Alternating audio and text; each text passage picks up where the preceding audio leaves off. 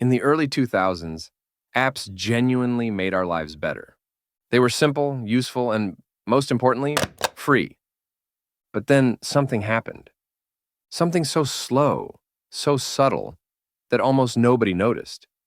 A shift that quietly turned helpful tools into aggressive, ad-filled, paywalled ecosystems. Until one day, we all woke up to the same realization. The apps we once loved had changed. And not by accident, but by design. Today, more than 900 million people are fighting back by blocking ads, the largest consumer rebellion the internet has ever seen. This is the story of how our favorite apps transformed, and how users finally started to push back. Duolingo didn't just launch as a language app, it launched as a movement. The idea that anyone, anywhere, could learn a new language without paying a single cent. For years, it delivered on that promise.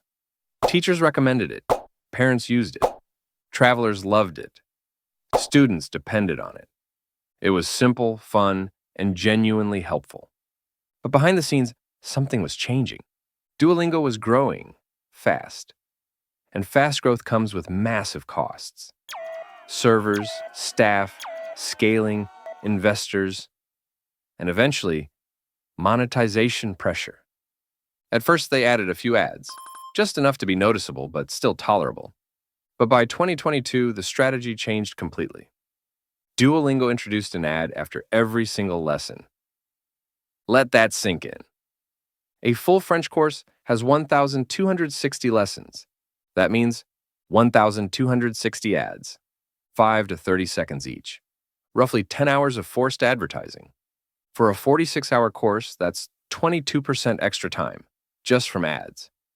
Users joked that they had memorized Duolingo's super plan ad more accurately than the vocabulary. But the most controversial change? Features that had always been free suddenly weren't. Grammar explanations, answer breakdowns, detailed corrections, all moved behind a subscription paywall.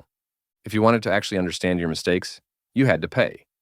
And at $13 a month, that price adds up quickly. Suddenly, something that started as education for everyone became education for everyone. Who pays? The streaks, leaderboards, and achievements, once fun, became psychological pressure. People quit mid-streak because the ads were more stressful than the learning. Duolingo didn't just change its business model, it changed its identity. When Spotify arrived in 2011, it felt magical. Every song you wanted, instantly, for free, with only occasional ads. It genuinely felt like a fair trade. But by the 2020s, something was off. Users began reporting ads every 2 songs, sometimes with 3 to 6 ads, back to back. Some heard the same ad 50 times in a single workday. Spotify introduced a watch one video for 30 minutes ad-free option. But many users say it breaks constantly. 2 songs later, another ad block.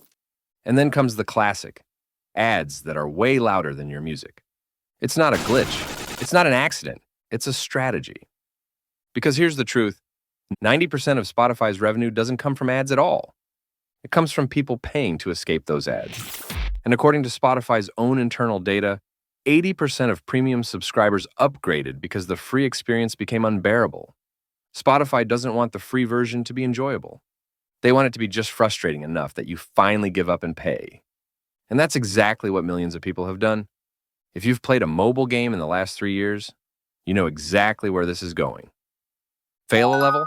Ad. Open the menu? Pop-up. Try again? Ad. Finish the round? Another ad. After 2 minutes? Unskippable 30-second video ad. Today, mobile gaming isn't about fun. It's about funnels, frustration, and forcing engagement. But once upon a time, games were simple. In 2009, Angry Birds cost 99 cents.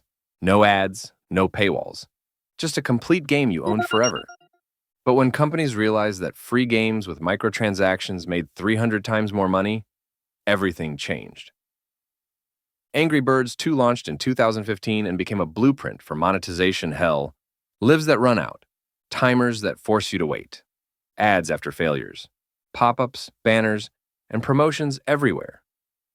Then, in 2019, Rovio did the unthinkable. They deleted every original paid Angry Birds game from app stores. Why? Because the free ad-filled version made millions per month. The paid one made only $30,000.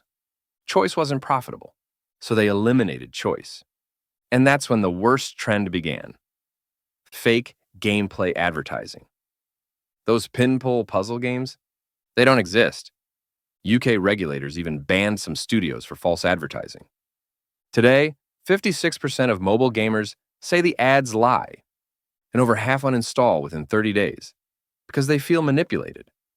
By 2023, users had enough. Ad blocker usage exploded to 912 million people. Boomers block ads more than Gen Z. Advertisers lost $47 to $54 billion in a single year. Consumer trust in advertising collapsed to 37%. YouTube tried fighting ad blockers with aggressive warnings. It backfired instantly. Searches for new ad blockers spiked 336%, and users found workarounds within hours. Reddit tried forcing users into its ad-heavy official app. Millions protested. Entire communities went dark for 48 hours. People aren't just annoyed anymore. They're retaliating. But here's the final twist. The one nobody wants to admit. Most people can't leave. Spotify has your playlists. Duolingo has your streak. Games have your progress. These companies didn't just build apps. They built ecosystems, habits, daily routines, emotional investment. And once you're locked in, they turn up the ads. They raise the paywalls. They push harder. Apps didn't get worse because developers got lazy. Apps got worse because users became valuable, not as customers, but as data, attention, and leverage. Thanks for watching. If you enjoyed this video, make sure to subscribe. See you next time.